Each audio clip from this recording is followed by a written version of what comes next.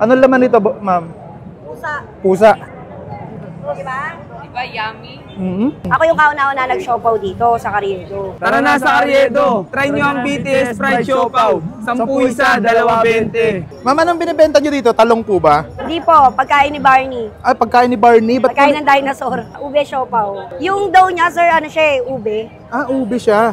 Talagang ube flavor. Oo, may talagang malalasan mo yung ube. Okay. Pero asado yung loob niya. Oo. Magkano po yung ganito, ma'am? 10 pesos lang, sir. 10 pesos. Pag ano, pag tatlo kinuha, 25 pesos. Buy one, take three, 30 pesos. At 30 pesos. Gano'n na po kayo katagal dito, ma'am? Yung kami, nagtitinda rito matagal na. Pero yung siopaw, December pa lang kami nag-start. Ako yung kauna-una nag-siopaw dito sa Carriedo. Paano nagsimula itong ano nyo, ma'am, siopaw nyo? Yung siopaw, sir, ano eh, talagang dapat hindi talaga yan yung ano namin. Kaya lang, out of nowhere, dito lang din na-experimentuhan yung pagluluto ng fried siopaw. Wala na, pinatok naman ng mga tao. Kaya, go na. Push na. Anong oras po kayo nag-open dito? 9 po. Hanggang pagka ordinary day, mga 7, 8 lang. Pero pagka Friday to Sunday, mabot kami ng 9 to 10, ganun. Okay. Anong location nyo po dito, ma'am? Carriedo Station po, corner Estero Sigado. Itong siopaw nyo, ma'am, homemade nyo po to. Kayo po mismo gumagawa. Hinahango lang namin, sir. Kasi nung una homemade talaga eh, kaya lang hindi namin kaya yung production. Bukod sa violet, ma'am, meron din kayong puti, no? Opo, sir, yan yung original, yung white. Dito kami nag-start. Nakakailang siopaw po kayo sa isang araw, ma'am? 2,000 kapag mga araw ng linggo. Kasi matao naman eh. Okay, bukod sa siopaw, ma'am, ano pang binibenta nyo po dito? May dragon fruit, tsaka po meron din kaming sugar cane. Tapos meron din kami mogu-mogu na 20 pesos. Okay po. Magkano order sa mga juice nyo po, ma'am? 50 pesos, sir. 50 pesos. Opo. Sa ano, sa sugar cane? May 30, tsaka may 20 rin. Ano yung nilalagay dyan, sir? Ha? Ano yan, gin? Ube.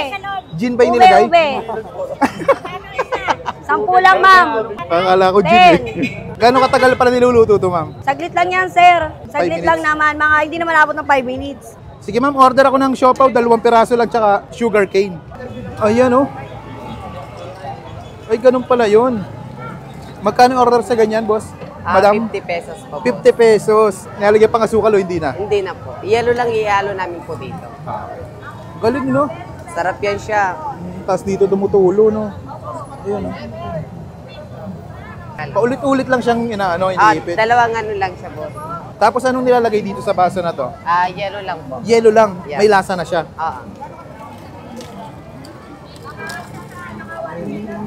Nakakailang tubo kayo sa isang araw? Depende po. Minsan nakakaubos ako ng isang ganitong tray lang. Isang ganyan tray. Oh, yun, Yan po, para Purot natural, walang halong chemical. wala po. Yan yung 50 pesos, 50 pesos to. Yes po, sa 50 pesos mabubusog ka na dyan po. Tikman ko na to. Salamat, bossing. At tayo mga kabangers, nandito tayo ngayon sa Jenny's Fried Siopaw. Dito lang sa kabaan ng Carriedo. Halos tapat ng ng Greenwich at Isitan. 10 piso isa, 2.20. Ayan. Tikman natin, oh. Tingnan natin. Uy, malaman, oh. Ayun, oh. Kitang-kita. Anong laman nito, ma'am? Pusa. Pusa. Pusado yan, pusado. Pusado daw yung laman, oh. Meow, meow, meow. Meron din sila pala ditong sugar cane, 50 pesos. Ayan, 50 pesos lang. Kung hindi nyo trip yung yung violet na siopaw, may puti din. Siyempre bago natin tikman, huwag natin kakalimutan ng Grain Smart Rice Coffee, ang kapeng gawa sa bigas, napaka-healthy nito. Meron siyang Garcinia Cambodia Marine Collagen, grapeseed extract, mangustin, ocralin, moringa, glutathione, at pinakamatindi dito yung barley. Kasi yung barley, nalalabas niya yung toxin sa ating mga katawan. Low calorie, decaffeinated na to. At stevia na yung pampatamis dito. Kaya goods na goods to. Lagyan natin ng sauce. Quinchana sauce. Quinchana sauce. O parang pusado with quinchana sauce. Tikman natin. Diba? Diba, yummy? Lasang pusa. Sir, quinchana sauce. Lasang meow-meow. Masarap ng ilalim, toasted siya. Tapos malaman. Parang hindi ko malasahan yung ube. Panalo. Wow. Lamang. Bira na yung nagbebenta ng mga ganito, sugar cane. Maaga pa eh. Yung sugar cane nila dito, lasang avocado. Gusto tayo dito sa Arroyo, napakasunod dito mga lods. Panalo. Hindi yung vlogger yan, kunyari lang yan, bibigyan tayo ng pulso yan. Ano, kuha pa ako doon, nabitin ako.